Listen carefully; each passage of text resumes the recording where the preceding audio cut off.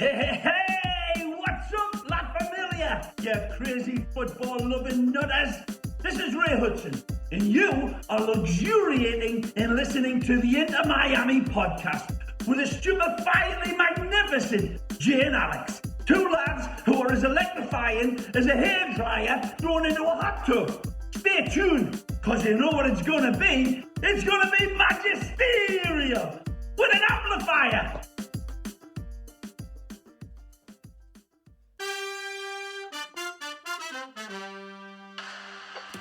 To the left, Pellegrini, inside, Pizarro Golazo, Here's the goal scorer, Morgan, and he's done it again! Lewis Morgan with his second of the match! Higuain will have the goal! He's framed the top 90! It's a sensational first goal for Gonzalo Higuain! Buy the dip. Buy the dip. That's what everyone keeps on saying. You have to buy the dip. But what happens when it just keeps dipping and dipping? You run out of dip money and you can't buy the dip any longer. It's like every single week we play, I'm like, okay, it can only go up from here. Like, we can't really get any worse. And then every single week, I'm wrong. There's a significant difference, buddy. When we talk about crypto all day, you know, I'm telling you, buy the dip. Right now, stay off that bad boy. Just cash on hand is a position here. Yeah, listen, if you're not losing money, you're kind of making a little bit of money. You are. But unfortunately, we are not. Well, to be fair, yeah. I'm not even going to put you on blast like that, though. It's been rough, man. So much pain. We are living in the house of pain. We are trying to smile and be happy, but everyone, I think, knows that we enjoy the few episodes that we get to do after a win. But, you know, here we are. So welcome, everyone, to the Inter Miami podcast. I am Jay Kington. Here, as always, is Mr. Alex Papa George. How are you doing today, buddy? Doing great. Doing fantastic, sir. How are you on this beautiful, hot summer South Florida day?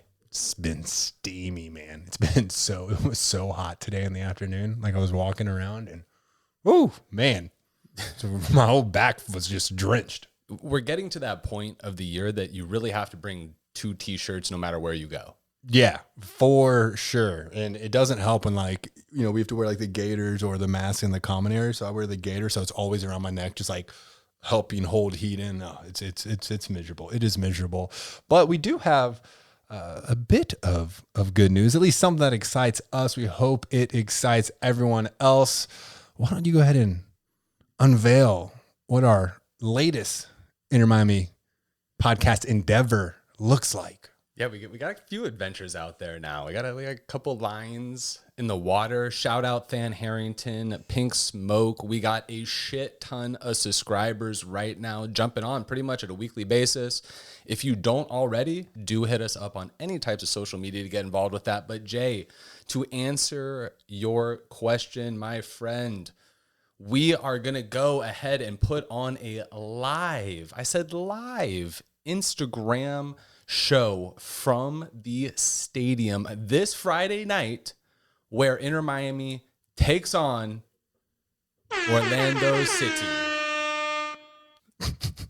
I thought you were pointing. Like, you were just like pointing as like you were talking. I thought you were like, you slapped that air horn, son. You hit me with that air horn. But I don't know if they couldn't hear that. Yeah, when we play Orlando City this Friday at 8 p.m., this is going to be fun. Probably going to have some fan games, some arm wrestling, some sanctioned fights. No, I'm kidding. But drinks, maybe, I don't know, piñatas. I doubt it. But we'll be there live streaming it all, having a blast. We're going to kick this one off over with the Siege and Nación Rosa Negra. That's where we're going to be posting up. We're going to have a table outside there. Go ahead, swing by. Jay said it. We're going to have some games, you know, a couple games that we've tossed around, you know, getting a few members of the supporters groups out there, you know, tying each other's legs up and you're doing a little bit of a leg race. You know, potentially an arm wrestling. And Jay said we might just buy some blow up boxing gloves and just say, hey, let's get after it. And if we are that lucky, maybe some Orlando City fans roll on over, make the 6 o'clock news. Ooh. Well, I guess technically it'd have to be the 10 o'clock news since the game's at 8. But yeah, it's gonna be fun. It'll be a new learning experience. We just got our wireless lavalier mics up so we can be very mobile and wireless, and we'll give this thing a whirl, see how it goes. Then we're going to be jumping around to the different supporters groups, tailgates, pregame parties as the season goes on. But just wanted to take this to yet another level, because you know what we love to do for something that we're not compensated for? Invest more of our effort and time into it. Oh man, we're taking this to another level, but we're doing it our way. The Inter Miami podcast style, that is what we bring to you. So do tune in. If you're at the arena, go ahead and swing by. That's going to be what? That's going to be the northeastern side of the parking lot across the street, not actually in the parking lot of the arena, but right across the street. Jay said it, right next to the Siege. So we'll be out there. We'll be beep bopping around. If you are at the game, swing by. We're going to have drinks. We're going to have fun. We're going to have singing. We're going to go ahead and do all that fun shit out there. And if you're not local to the game, do us a favor and tune in. We'd love to hear your comments. We'd love to hear your feedback. And hopefully this will not be the last time that the Inter Miami podcast takes this to video.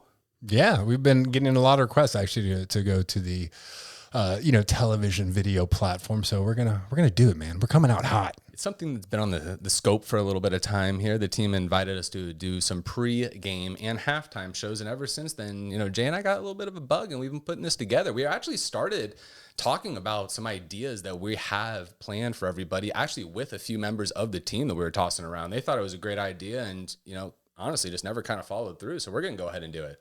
Better late than never. Can't say we didn't follow through. It just took us, a year. Oh, wow. But we got it. But this is going to be the ultimate tailgate experience. Do check us out. But there was a game that actually happened, unfortunately for us. And, Jay, I got to say, man, it was a tough game to watch. I came over, cracked some brewskis with you, Chloe, and Sherry, and we watched this very sad match of a game. And this game was... And Quinn, but he was not drinking, even though he's probably the loudest and craziest one of them all. Nobody checked his water bottle. Ooh, see, that's why you're from Kentucky there, bud. But no, this game was super rough to watch, not just because of how important it was, not just because we had about a 3-week gap off, not just because we really struggled in this one, but really because we've been watching the Euros for the last few weeks and we've been kind of accustomed to a little bit better football out there. It's so rough just seeing how well those guys who don't even play together, they only play together for a few weeks at a time. And well, they've got it together much, much more than we do. That is absolutely 100% for sure. But speaking of international soccer, Mr. Robbie Robinson was listed on the United States men's national team Gold Cup preliminary roster.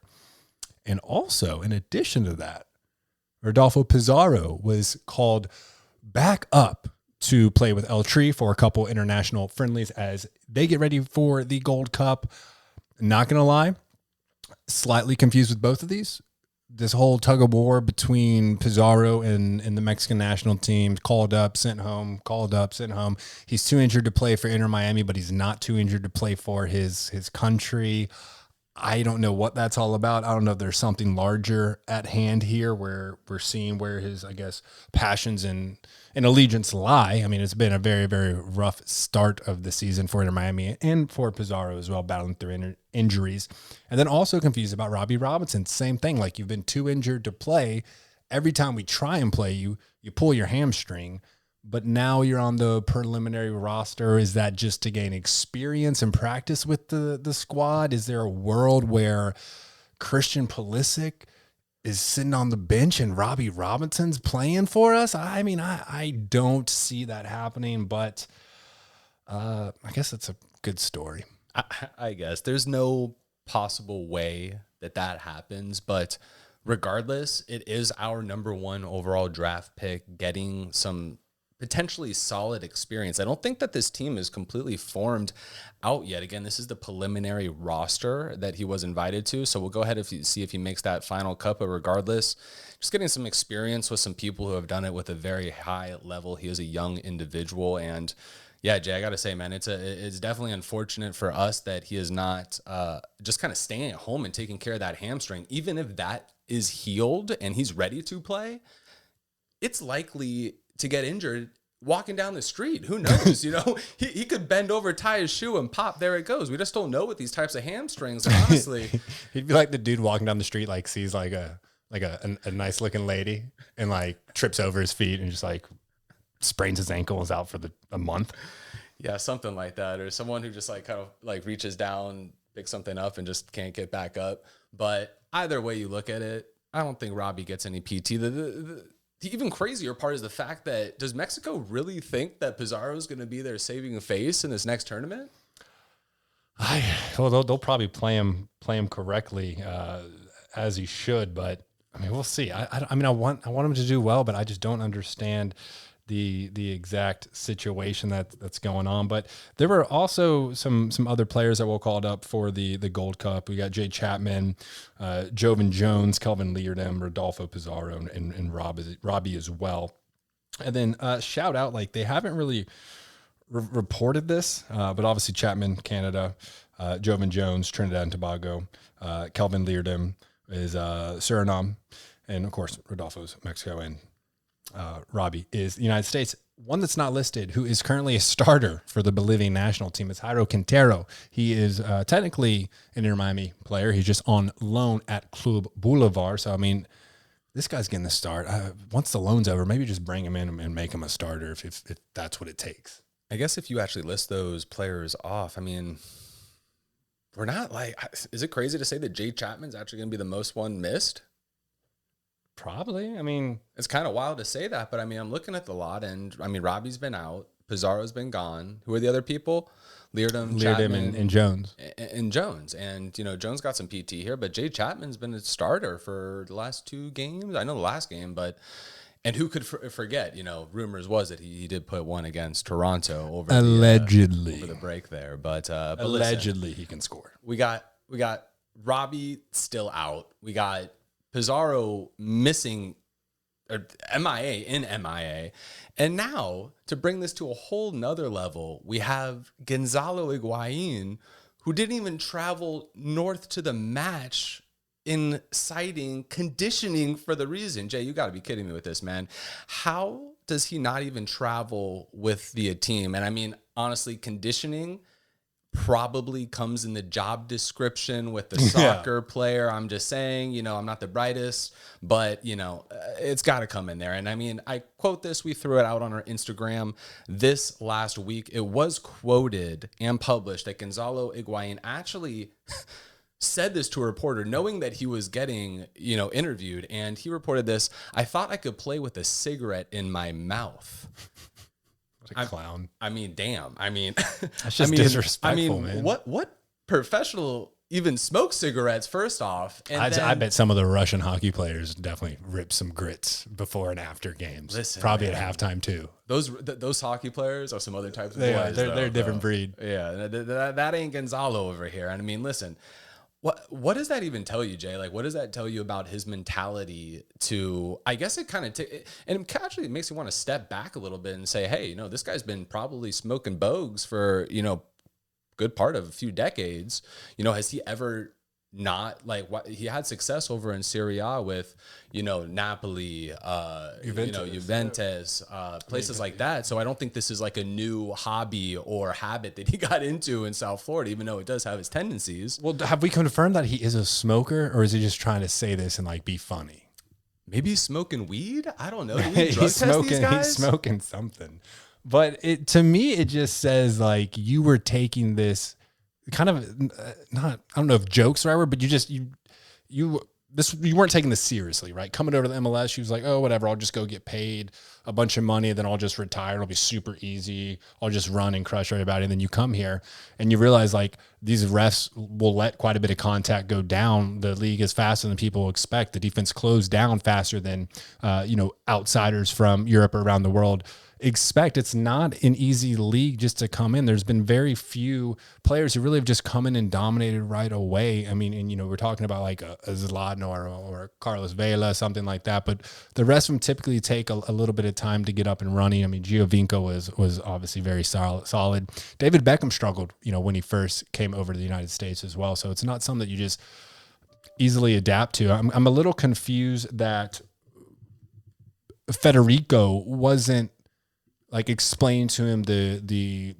lay of the land for this league and how people are playing. I'm really kind of dumbfounded as to why that wasn't taken more seriously by him, especially for that price tag. And the one thing that it really does, it pisses off the fans.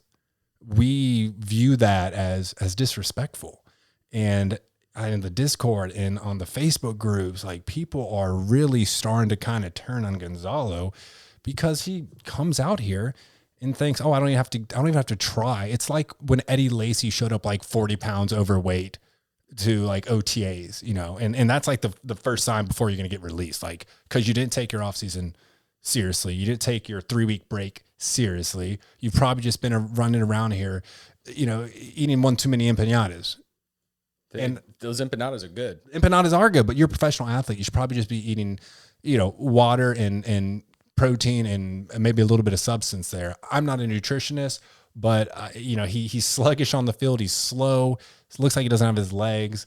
Matuidi looks like he's getting older as well. So I think we're starting to really kind of see this might be the wrong move we made on these guys. Gonzalo should take a page out of Cristiano's book and just put the Coke down. Just grab a water. Super healthier for you. Just put the Coca-Cola away. But Jay, that's a good point. I actually didn't even think when I saw that, and even since then, like he very well could have been joking. He very well could have been joking with that statement. But the reality is, don't joke about that because you're absolutely right, sir. Fans, we pay hard-earned money. We spend time, that we're leaving our loved ones and family and other stuff that we can do productive to come and see you play, right? And travel across the nation to do it too. I actually might be more pissed off at that quote if he doesn't smoke cigarettes. Yeah, fair. Now we need to find out if he smokes.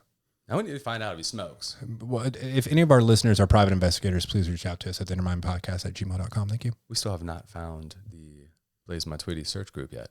We have not, but maybe we're gonna have to take it up a notch. Yeah, maybe I should send the drone out. I know a guy who knows a guy who knows a guy in the FBI. Perfect. Tell Carlos we'll swing by at 8. Anyway, Jay, we did have Christian McCoon get a second start in this match, which is nice to see. I gotta say personally, what do you think about that? Very good to see, right? This guy's a lot of potential. I mean, he's young, he's big, he can impose himself. I mean, me, dude. I love swaggy braids or swaggy dreads. So when he came out with that, I was like, hell yeah, man, you were looking like the part right now. And overall, I thought he's been playing actually, pretty decent, giving their circumstances. And now we're going to be out a few of our key defensive players. So he's going to have to, continue to step up into that role and continue to grow. But I think this is one of the players, and you've heard me talk about Carranza quite a bit. Those two are the ones I think we need to focus on developing the most. Get as much game time as possible and let them grow, because these were early acquisitions we made that we saw a lot of potential in, that we paid quite a bit of money for. So now we need to see the results. When we first signed Christian, we were super hyped. For sure. We were pumped not just about what we were getting, but what he could become, right? Yep. And it was the really kind of the ceiling of the potential, and hopefully we keep leaning into that. Another player that I like to see out there is Sami Guediri much more. Really have liked the playing time that he's given us, and I think that he kind of has proved himself to kind of be in that mold. And I mean, we're going to play a clip of Phil Neville a little bit later in the podcast, but he does talk about it in his post-game interviews with all the reporters. Just it seemed like from his report that he played the players who really wanted to play and who were there in good spirits. And I think that is, without being there on the day-to-day, maybe Sammy needs to show him that a little bit more to get that starting spot, or we're just a little bit crowded in the back end. What do you think? I agree with what you're saying. I think it'd be wise for Phil to watch about every single Fort Lauderdale CF game he can watch, because that's where Sammy came from. And you look at other players on that team, Noah Allen, so much potential. Ben Evans really can impact a game. Curry is very, very quick and decisive on his feet. And then Sean Hundal seems to be a true goal poacher, knows the positions he needs to be in, and can really read the run of play. So I'd be watching this because I think this is where we're going to be bringing up a lot of talent. And the MLS also just announced today that they're going to put in this kind of intermediate development league. I assume similar to like what the G League would be in the NBA. It'll be interesting to see because it's supposed to be Division 3, so on the same tier as USL League One, which is where Fort Lauderdale CF plays. So it'll be interesting to see, is there another team coming or another program, or is Fort Lauderdale CF just going to be our version of that since we already have it established? Because many teams have Atlanta United 2 or Toronto 2. So many other MLS teams have teams in USL League One. So keep an eye on that, but that needs to be, I think, a major focus for us because we can bring these players up. There are some clauses in the rules and contracts, stuff of that nature, to where homegrown players can be paid higher than the salary cap. This is something we need to focus on. This is something we need to be keen on and really analyze. We hired a director of analytics. We're going to need to pull up players from the academy from Fort Lauderdale CF, because the difference between watching Inter Miami and Fort Lauderdale CF is Fort Lauderdale CF seems to be a more cohesive unit and understands how to play as a team better than what we do. We were talking about this off mic. I think it was last week or so, and really talking about, going to use a term, kind of that farm system term, more of like the AA, AAAs in baseball, right? And, how some of these programs like Atlanta United, Philadelphia Union, who else? The Seattle Sounders, teams like that have been around the block for quite some time. They have a nice stream and a pipeline of talent that they're breeding through these development clubs underneath them to eventually make into the senior level team. Now, catch is this is our second year in competition. So these players who are currently in our academy's program are still very, very young. They're still 14, 15, 16 years old, even younger in some cases. So it's going to be a little bit of time till this talent and these players see the senior team. So again, it's talking about more of the ecosystem on a Inter Miami macro level versus looking at it on a game-to-game or season-to-season basis. But in a few years, don't get it twisted, everyone. This is a main reason why Major League Soccer made such a push for all these years to bring a team down to South Florida, specifically Miami, is because we do have such an untapped local market of just super talented kids. And fortunately for us, we're going to be the beneficiary of that. We look at our other expansion club team, who started right when we did, right? Nashville. There's no way Nashville has the talent that we do at a local capacity.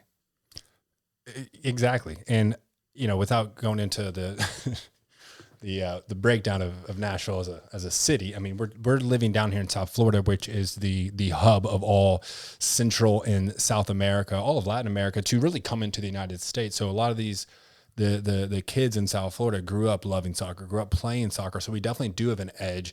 And to piggyback off what you're saying, the academy should be one of the largest focuses in the organization. The Inter Miami U12 and U13 academies won the USL Academy, so they're having a hell of a time. Fort Lauderdale, you can see a lot of good coming from Fort Lauderdale CF, but it's got to start at the academy, bring them up through Fort Lauderdale CF, and then into the senior Inter Miami squad. And that's what you see. You mentioned Philadelphia. Like, that's exactly what happened with Brendan Aronson. And now he's over in RB Salzburg. And he's playing lights out for club and country. And you can watch him on the Gold Cup. He will be out there banging around with Christian, with Weston, with Gio Reyna, with Sergio Des, all of them. So that is a massive thing that we have to continue to focus on. Now, to be fair, we're still living in post-McDonough era. Chris Henderson is not Jesus Christ. So it cannot be done in 7 days, 6 days if he rests on the 7th, right? This is going to take some time. I think we both have a lot of faith in Chris. Chris is probably like, whoa, man, what did I get myself involved in? This is even worse than I thought. But I guess, like they say, you got to hit rock bottom so you can go to the top. I think Chris Henderson might be the best hire this club has made in its entire franchise history in the short period that it's existed. I mean, we look at outside of Ray Hudson. You're absolutely right. You know, I gotta give the man the credit. But I mean, you go down the line, and it's just been just like a redo after redo after redo. And I mean, speaking of this, Jay, I mean, I gotta ask too. We're talking about redos here. Crazy thought, I know, a little bit, but do you think we cut ties with Diego Alonso just a little bit too early? Now, follow me on this, right? Last year, we were an expansion club, first year in existence. That is a very hard task to do. Dude led us to the playoffs. Now, albeit the playoffs were a little bit more of an extended invitation this last year with 10 teams, but we did make the playoffs. We dealt with COVID last year, which is simply unprecedented in sports or in the history of the world till we know it. So with all of that combined, I'm also going to throw one more thing in there, and that is the fact that we did not even have our entire club the entire season. So I got to ask, Bud, did we make that decision too quickly? So that is a very fair question, and I've actually had this conversation like multiple times this past week. So here are my thoughts. Diego from the get-go wasn't David, wasn't Jorge's guy. You know, he was the last minute decision. We had some fairly big name coaches that we were trying to get over here, and they just kept falling through. So Diego's just what we got. Now, did he do a solid job for us in his first season? All things considered, first year expansion team, of course he did. But you know what? He also took Pachuca to the CONCACAF Champions League, won that, and then he was fired shortly after, or was that Monterrey? I can't remember off the top of my head, but he won the CONCACAF Champions League, and then he was terminated shortly thereafter. So I think I'm not going to say it's the wrong decision here, but at the same time, look what Will Trapp said when he left. Like, this is a collection of individuals, right? That everyone's kind of on their own and their name is bigger than the team. And then you look at what AJ De La Garza said, like half the team speaks Spanish, half the team speaks English. There's no communication. And that was really, both those comments were made at the end of the season. So he had a lot of time to kind of turn that around. We also saw some issues where he was making subs super late in the game and not really willing to take control of the game. Now, did we have some great wins? Yes. I can see that argument, but for me, I don't think it was really done too soon. But a lot of people are like comparing and contrasting to Phil Neville, and Neville's only been here a short time as well. So I think Neville needs more time to really get his hands on the team and get his way of playing football across to the boys. So it's a little early for me on that one. I honestly, man, I got to disagree a little. I think that he deserved and he should have had one more year under center, if I can use a football reference right there. But I think he deserved one more year. Listen, I think part of the process in building a club is that you have to have trust and commitment. Mm-hmm. And obviously, Paul McDonough, dude was doing some sketchy shit behind closed doors. But in my opinion, I don't think Diego knew of all that craziness that was going around. So when Paul approached him and said, hey, how about your boy Rodolfo Pizarro? I'm sure he was like, hell yeah, let's bring him down here. Now, obviously, things did not pan out the way that we would have hoped that it would. But I think the underlining point during this whole kind of topic of discussion is just realistically how much pressure there is to succeed in a city like Miami playing football. I think that is the underlining point here. And I think that this team, this organization, this management group, this league expects for Miami to be a leader in this league. And we just simply haven't gotten to that point yet. So, only time will tell. There's no way that we can. You got something I see that finger here. That means one of two things, and I don't think it means a second. I mean, you're 100% right. it's tough in this city, no matter what sport it is. I mean, Miami fans will turn on you and they'll talk smack, but also, from a league standpoint, we promised that, David and Jorge promised that, we were going to get big names and be a great competitive team, not only in the league, but also, in the world, and someone that can compete with the highest level clubs. So they kind of set themselves back, I guess, in the situation, because they had sold this club as so much more. And then one more little correction. It was Monterrey where he got toasted after winning the Champions League. But let's go ahead and give a breakdown of this calamity that was, at least I had you to hang out with that night, but wasn't too much to take away from this one, honestly. I mean, we had fun, but we always have fun. It doesn't take much to get us a little bit rowdy there. But anyway, we looked at a 1-0 loss against DC United this last Saturday night.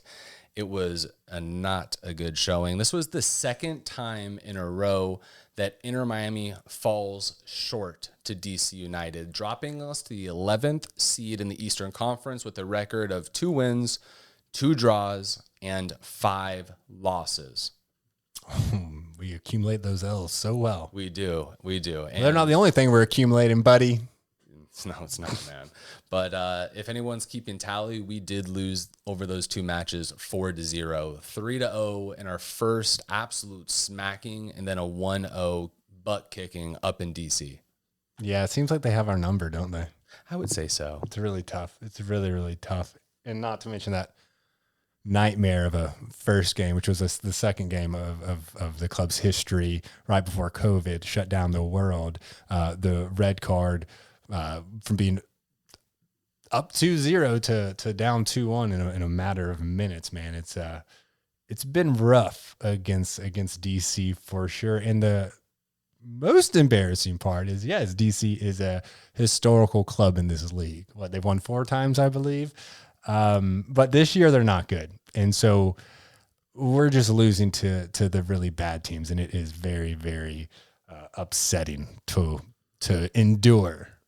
What do you got? I'm trying. What do you got, bro? I don't know if I've just been tied up in the whole, sports gambling world here for the last, couple of weeks. But dude, DC might be a dark horse in the rest of the season coming out of the East, man. I'm just telling you, the team was super banged up out of the gate with a bunch of injuries, and they're firing on all cylinders. Don't be surprised if you see a couple more wins. But Jay, I got a question for you, bro. This loss was pretty bad, but I got to ask you, was it the worst loss in franchise history? Because there's a couple games that kind of come up to mind, right? And you touched on it a few minutes ago, which was that loss in DC United last year, the Roman Torres game. We had the ass-kicking meltdown that the New York Red Bulls delivered to us last year that was a 4-1 L. And then this last game, man, where does this kind of compare? Well, I guess it's like those martial arts guys that just kick the palm trees or the bamboo trees over and over and just bleeds and bleeds and bleeds until they calcify and get hard in legs. I guess I'm just getting used to so much pain. My emotions are just so scarred that there's no nerve endings left in me. But actually, I'm going to go with one that you didn't even mention, as far as letdowns, as far as coming in really excited, as far as a game in an amazing wet game to get the whole community united and bout it. Then you come out in the first round of the playoffs and lose 3-0 to Nashville and get completely dismantled and can't do anything. I'm going to go with that one because that was the only Inter Miami game I straight shut off in that second half and just walked away. So that would be my choice, but pick your choice, kids. We got lots of options. I'm actually thinking. Did I just bring that back? Well, no, I'm actually going to bring you back even further, a few games further to be exact. We were actually at the stadium watching this game with Manuel, but I think it was the Toronto FC Ben Sweat game. Oh, yeah. Oh, that was brutal. Gave up that penalty. Oh, man. And then Blaze Matuidi. Yeah, man. I mean, yeah. Yeah. Dude, there's a lot of hurt around here. What was it? It's like that meme where you see where it's like the cat and like faded out behind him. It's like the Vietnam War. Like, right, you're like traumatized. Like that's what just happened to me. Like you're just bringing up past traumatizing events that my mind has like blocked out. Dude, did I send you that? There's some Reddit subreddit that's going on in the Inter Miami community, and someone posted like, oh, like I'm a new fan, relatively new fan to South Florida sports, Inter Miami, et cetera, like super excited to be a part of this group. And the first post that's posted says, "Welcome to the pain." So true. I mean, like, hats off to La Familia, man. The supporters groups and just the regular fans as well, because they keep showing up to the games. They stay loud. They support the team, man. But it is not for the weak-hearted, for sure. No. This is not for the weak-hearted. Speaking of the fans, Jay, total off topic, but I think you actually sent me this. I saw it a few times on social media, but did you see Austin FC's big picture that the supporters, the tifos. Yeah. Do you see that shit? That was unbelievable. I saw that. Many clubs do it. Little birdie, a reliable birdie, told me that we were going to do one for the first ever game against LA Galaxy, but that was obviously canceled due to COVID, and we haven't done one yet. I mean, yeah, I'd love to see it, but bless the supporters group's hearts, man. They've done so much already. Now they're going to have to go organize this as well, but it would be really, really cool to do. It would be, here's the game to do it, right? Here's the rivalry game to do it. Bro. We play down to our competition, and I think we play up to our competition. I mean, we almost, had a chance of winning or drawing against LA Galaxy. We did take down Philadelphia Union. So maybe we're just going to come in just guns a-blazing. I don't know, man. The series is drawn 2-2. Orlando beat us the first game in MLS back tournament. No, you're right. 2-2. Okay. Sorry. Bro. I know. I'm supposed to stick to the script. I'm sorry. Bro, it's so bad. It's like deaf ears, bro. But anyway, I got something that I'm smiling at, not just because of you just doing your thing, but I got something that might be better than what, dude, I know you're a sucker for a shiny, bright express suit. Check this out. Yeah, the Verde suit. Yeah, if you haven't seen, did you see him banging on the Congo drum? Yeah, dude. I mean, like, then what more do you want? I'm still taking David Beckham, but a close second is Matthew McConaughey as being involved with anything. I mean, he is just the man. Yeah, dude. I mean, go look this up. Yeah, just look up Matthew McConaughey in his green suit with this little dope ponytail, just being the man. Hyping up the crowd. They were rowdy, dude. I watched that game. They were very, very rowdy. They were excited to have that stadium.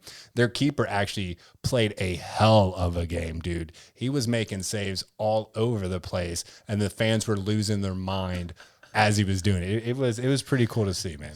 So I'm watching this video as Jay's talking. Go ahead, look it up. Austin FC has Matthew McConaughey on the field. I got two questions for you, Jay. Number one, simple yes or no. Is Matthew on drugs while he's out here banging this drum? No, man. Don't be disrespectful. Matthew's just super cool, super chill, man. All right. It'd be a lot cooler if you did. Yeah, he's also super high, but I mean, he's like his biggest like breakthrough role was Dazed and Confused, man. Like that fits the bill, dude. He's the culture chair or something with Austin, University of Texas in Austin.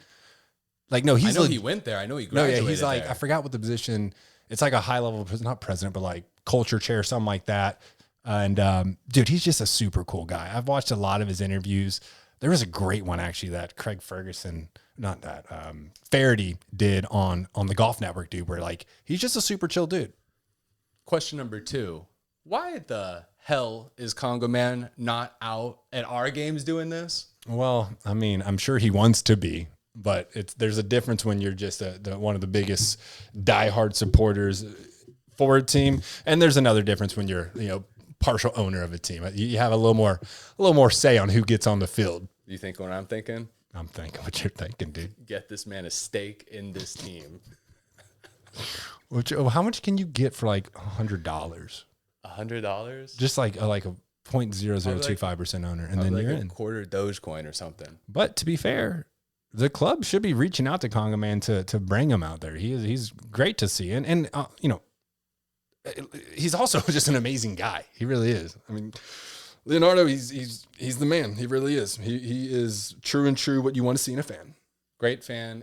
Big fan of the podcast. And Jay, let's bring it on back to football here. Why don't you go ahead and tell us? Do we have to? I was finally smiling. Okay, we can fast forward. Do you want to fast forward? They're brutal, man. I know. Just keep it going. It's the commitment we have to La Familia. All right. Well, I'm done talking. We don't enjoy doing this. So why don't you take it away? Oh, you know me. I can't even read a script. Okay. Chase stats of the game time. All right. Where did these go? It's not good. We had 7 shots, 1 on target. I believe that was Breck Shea. They had 13, 3 on target. 18 fouls is what we had. They had 12 fouls. We had 3 yellow cards, 2 red cards we had. They had 0 red cards and 2 yellow cards if you were concerned. No offsides again, which is impressive, but you do have to take into account that we were only playing with 9 men. So we probably couldn't even get offsides if we wanted to. DC United had 2 offsides, 4 corner kicks for us, 1 for them, 2 saves from McCarthy, 1 for Bill Hamid, who is a hell of a keeper. Possession-wise, now this is tough to say. I'm sure we weren't going to be in the majority anyway, but when you go down to 9 men, it's very, very hard to maintain possession. It was 68-32. Those are Jay's game time stats. Very nice. And for those of you who are wondering, don't worry. We are still leading the league in yellow cards with 23, baby. We got it. Oh, we're about to be leading with red cards. Are we not already? Let's find out. How do we look that up? I don't know. You go ahead and do that, man. I can't do that. But yeah, 23 red cards. Philly Union's got 22. Houston with 21. But super bad news for us, even more so than what you just shared, is that in the last 3 matches, we have conceded 5 goals. We're tied for first. Nice. Who's tied with us? New York Red Bulls. Nice. Yeah. Very cool. Well, we need to do something about that and capture that first seed outright. But Jay, did you hear that, man? I know that you were deep off into God knows what type of world, but in the last 3 matches, we've conceded 5 goals. But you know what's worse? We haven't scored. Is that what you're about to say? Great. Scored a goal in that same time span, and that brings our new goal per match total to 0.86. And that's per match. So much pain. So much pain. Welcome to the pain. Welcome to the house of pain. Man. Yeah, well, we did, hey, listen, things could be worse. We could have had this loss and play 11 on 11. Yeah, so that's fun, right? So that is funny. So we'll get to that. So MLS power ranking, somehow we're staying sideways. So we're not dropping, which is impressive. So technically in that metric, we're not the worst team in the league. But as far as what was said about Inter, as Miami enter June's 2-week break on the back of a 3-0 defeat to DC at home. And they've returned to action with a 1-0 loss on the road to the same opponents despite going down to 9 men. That's progress, end quote. So at least people think we are improving and incremental steps, I guess. Was there a comma before that's progress? It was period, then that's progress, period. Wow. Just In period. Statement. Yep. But yeah, so if you for some reason turned off the game after the first red card, guess what? We got a second red card. Sorry, we did the match playing 9 on 11, and man, it was rough. I remember at one point, just when it was 9 men, LGP just runs through the midfield, gets up on the left wing, and the announcer's like, "Well, LGP is an unknown territory up here in the attack. Just all out, go for it, man." And I can't even knock him. But we lost Gregory. We lost Ryan Shawcross. Now, Gregory in the 56th minute off a second yellow card, and he was sent off. And we're going to get into this, what Phil Neville thinks about that. Many people think that's not a penalty. And then Ryan Shawcross, straight red in the 84th minute, when he wrapped his arm around the neck of Joseph Mora. Now, both will be out against Orlando City on Friday. And so Phil Neville did say he was going to appeal the red card from Ryan. But if I know this league, if I know the refereeing body of this league and their view and relationship of Inter Miami, it's going to be upheld. There's no possible way that this gets rescinded. But we did have audio clip from Phil Neville's post conference, and we wanted to play that for you real quick. Let's go ahead and get into it.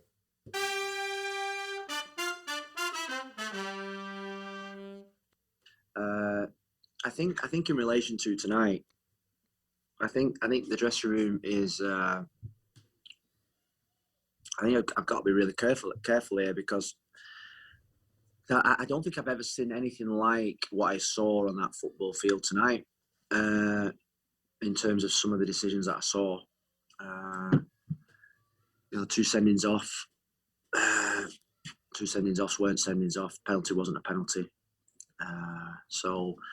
I suppose it's not the first time. It's not the first time. Atlanta,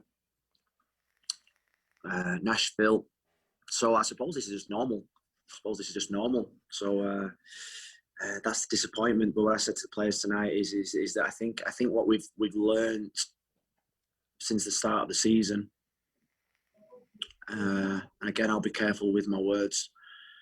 Is that we've got to use everything that's been thrown at us as a football club and as a set of players out on the field on 4 or 5 occasions already this season as part of our motivation to do well, to show people, to prove people wrong. Nothing in life is easy. Nobody comes and knocks on your door and gives you 3 points and gives you the things that you want in life. So tonight was probably like that moment when it was, that it's going to be like that. For Inter Miami as a football club, we've seen it in the things that's been dealt with to the club, the things that have happened on the pitch in terms of some of the decisions that have been made against us regularly at every game by every referee. I try to be really positive. About referees as a manager, and I will always support them. They're only human beings, but some of the things that I'm seeing. Are a major worry, major worry for this league, and unfortunately, my players have suffered tonight because they give everything. They give everything. Their attitudes were fantastic. We had to suffer at times, and they are really angry, frustrated, fuming. All those superlatives that you want to use in your articles, please use. About what they thought was a major injustice, and I can't say anything positive other than that, in a way.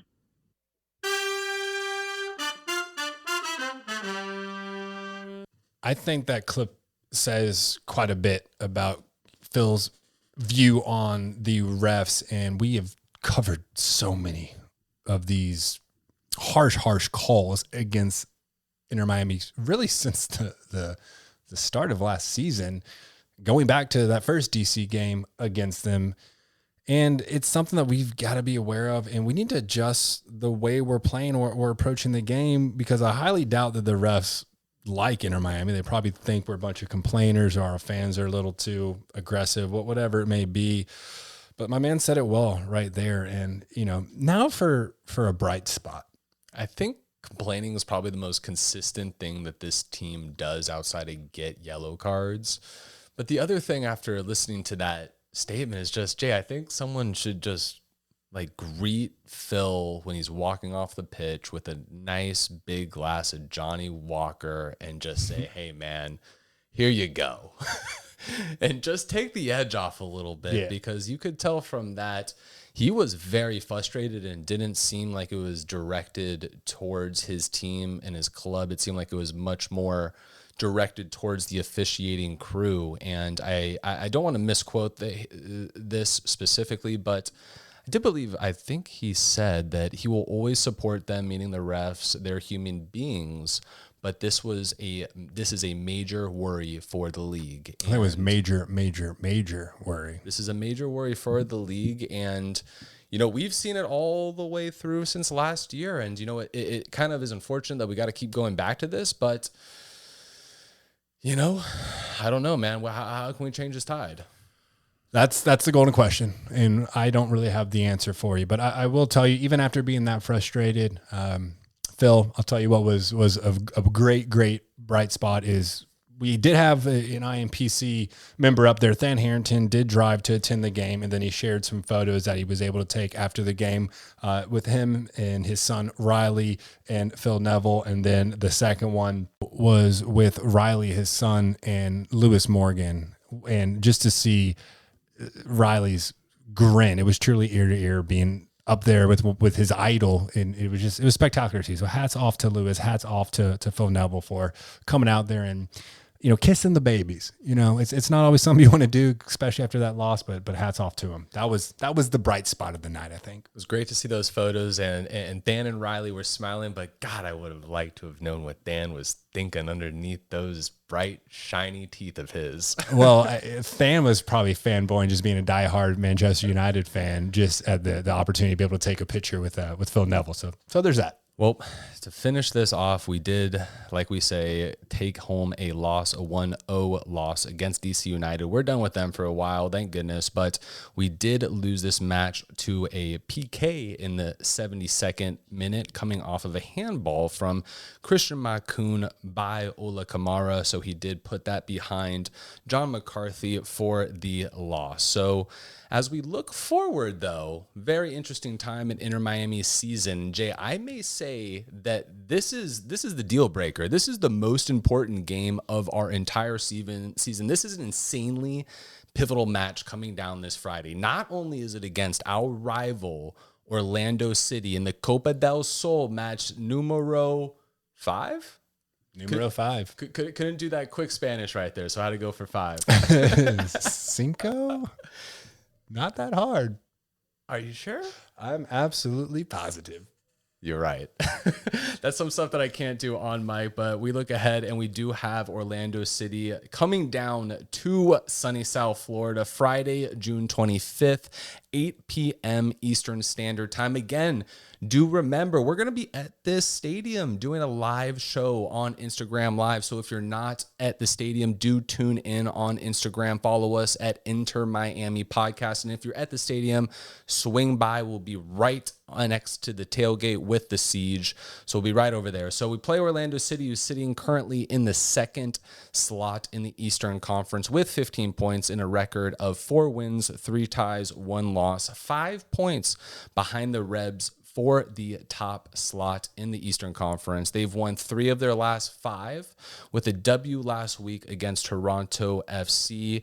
Kind of interesting twist, though, bud. Orlando City actually has a match against the San Jose Earthquake tomorrow on June 22nd, which is a Tuesday. And that match is actually in San Jose, which is in California. So they're going to be flying cross country only to come back. And they might actually just go ahead and just come straight to South Florida and play our match against them 3 days later. It's sad we have to look forward to those circumstances, to this being the way we could possibly pick up a win. But here's my correct. The MLS might have maybe adjusted that too, being like, hey, how can we help these guys? Yeah. So here's my correct cue on the script. We are 2-2 all time versus Orlando. We lost the first game, and the MLS is back. We won the second, and that was the first home game we had where Carranza had a brace, and then Pizarro put in the third. We lost to them as we traveled up to Orlando. We were at that match. Still had a great time, though. Yep. And then we beat them very, very late in the game off that LGP header, which really helped us get into the play-in round of the playoffs. Now, here's something very notable that I know a lot of Inter Miami fans are still bitter about this, and a lot of them don't want to hear this. We just kind of wish he'd be sold over to Europe already so we don't have to deal with them anymore. But Daryl DK did play last week in his first game back with Orlando City. Funny enough, we have not won at home yet this year. You get it? Funny enough. It's not that fun. It's miserable. I'm glad you. Maybe it's just the way you read. I guess so. But both of our wins are oddly in away matches, Cincinnati and Philadelphia. He is losing it over here. All right. I mean, I'm glad that brought you joy, man. Hell yeah. I am Ron Burgundy. Man, now I'm thrown off. Orlando, 4th in the MLS. I believe you just mentioned that, but 14 assists this year. And 10th in the MLS with 11 goals. They drop them in. Now, notably, that's not the right stat. We're back to the red card stats. But goal-wise, we're looking at Nani with 4, Teshrak and Deli with 3. Almeida Jr.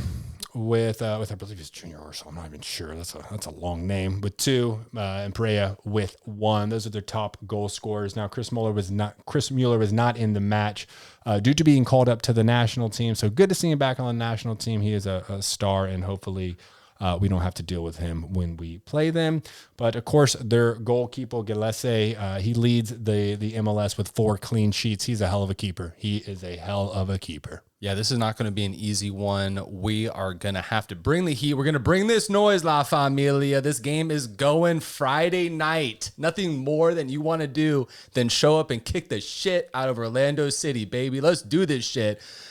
Oh, man, I'm pretty fired up, man. It's only Monday. I'm ready to go. But this is a blackout game, so you know what that means. Blackout. Blackout. That's exactly right. That's going to be interpreted so many wrong ways with La Familia and all the supporters groups. Oh, my God. That is just a fitting. I don't think they even realized what they did with calling this the blackout game because this is going to get nuts. It's going to get real rowdy before and after. Yeah, I just can't imagine after this game, especially with Inter Miami taking home this dub. That's right. You heard it here first. Jay, what's the score? I'm going to go with 2-1 Inter Miami. What are you thinking?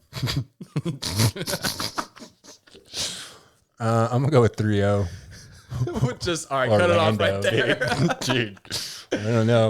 It's going to be a great atmosphere, though. Cannot wait for the live show. It's going to be a lot of fun. This is a perfect game to have it. I really hope that they can figure it out and play better and get a win. But, typically when I do these, I'm wrong. So I'm gonna just, set this up by being wrong, and we're going to get the win. But my technical answer is 3-0. Listen, a lot can be forgotten with a dub against your rival. That goes for any sport in the entire world. Let's get it done. Rivalry games tend to do that. So we got a responsibility, everybody. Show up to the match. Show up early. It is Friday. Get out of work a little bit early. Call PTO. Your boss can't get mad at you, but show up to the stadium. Do your thing. Let's get rowdy. Let's show Orlando City what's good. They haven't seen our crowd in full spirits and capacity yet, and let's go ahead and blow their socks off. So I just hold it together, right? I'm trying. Handle ourselves with class. Please don't throw objects onto the field. That seems to be getting very, very trendy again. Let's keep it classy, even if we're losing 7-0. Yeah, we already had a conversation with the Heineken bartender about what happened last time. Let's not repeat that, all right? This is why we can't have nice things. If you guys just want to stand in the fans and just throw bottles at yourself, that's totally fine. But let's keep it off the field. Let's keep this game going. And Jay, I think that's it, bud. I believe that is that's where we're going to leave it, man. Thank you so much, everyone. If you like this podcast, be sure to drop us 5 stars on Apple Podcasts. Click and subscribe and tell your friends. Also, click and subscribe to Pink Smoke. If you want to get in the Discord, we're talking every single day about a multitude of different subjects of the MLS, Inter Miami, of course, Fort Lauderdale CF, World Soccer. It's a good time. Get at us on social media. We will send you the link to join. Follow us on Facebook and Instagram at Inter Miami Podcast, on Twitter at Inter MIA Podcast. And shout out Steve Munoz for that fire 5-star review, baby. You're a fucking guy, Steve. You're a legend. And as we end every single episode, vamos Miami. And I just know how everyone likes this. Vamos Miami.